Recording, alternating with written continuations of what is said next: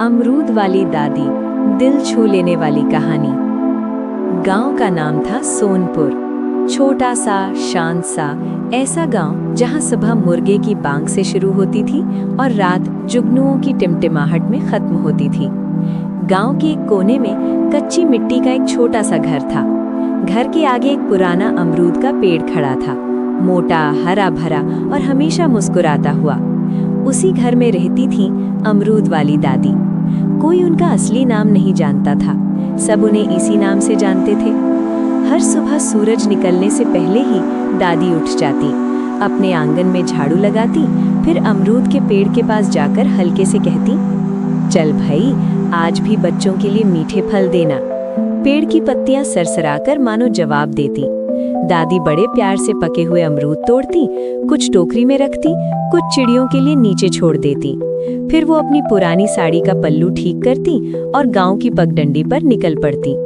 उनकी आवाज तेज नहीं होती थी, पर दिल तक पहुंच जाती थी। मीठे अमरूद ले लो बेटा, दादी के हाथ के। बच्चे दूर से ही पहचान जाते, अरे अमरूद वाली दादी आ गई। कोई पैसा लेकर नहीं आता था, कोई टूटी चप्पल में, कोई फटे बैग में, कोई खाली जेब में।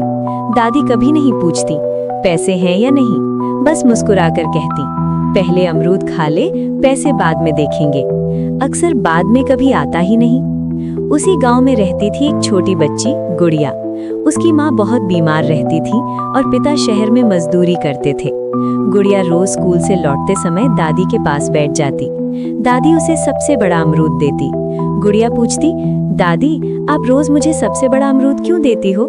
दादी उसके सिर पर हाथ फेरते हुए कहती, क्योंकि सबसे मीठा फल हमेशा सबसे मासूम दिल को मिलना चाहिए। गुड़िया ये बात समझ नहीं पाती, पर दादी की गोद में बैठकर उसे बहुत सुकून मिलता। एक दिन जोर की बारिश हुई, पूरा गांव भीग गया, कोई बाहर नहीं निकला, लेकिन दादी फिर भी निकली। भीगी साड़ी, कांपते हाथ, पर टोकरी में अमरूद थे। गुड़िया ने दौड़कर कहा, दादी आज मत जाओ, आप बीमार पड़ जाओगी। दादी मुस्कुराई, अगर आज नहीं गई तो किसी बच्चे का पेट खाली रह जाएगा। वो कहकर आगे बढ़ गई। उस दिन कई बच्चों ने सिर्फ अमरूद नहीं, दादी की ममता भी खाई। रात को दादी अपने घर लौटती, छोटा सा दिया जलाती, अमरूद के पेड़ के नीचे बैठकर उससे बातें करती। आज गुड़िया हंसी थी, आज छोटू ने स्कूल का पहला दिन बताया। पेड़ की पत्तियां हिलती, मानो सब सुन रही हों। दादी कभी अकेली नहीं लगती थी। एक सुबह हुई, गांव जागा, मुर्गे बोले, सूरज निकला, लेकिन अमरूद वाली दादी नहीं आई।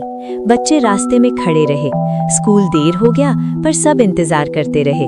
शायद आज देर हो गई होगी, पर दोपहर हो गई, शाम हो गई, दादी नहीं आई। गुड़िया दौड़कर दादी के घर पहुंची। दरवाजा बंद था। गांव वाले इकट्ठा हुए, दरवाजा खोला गया। दादी खाट पर लेटी थी, चेहरे पर वही शांत मुस्कान, जैसे बस गहरी नींद में हो। पास ही टोकरी रखी थी, उसमें ताजे अमरूद थे, मानो आज भी बेचने के लिए तैयार।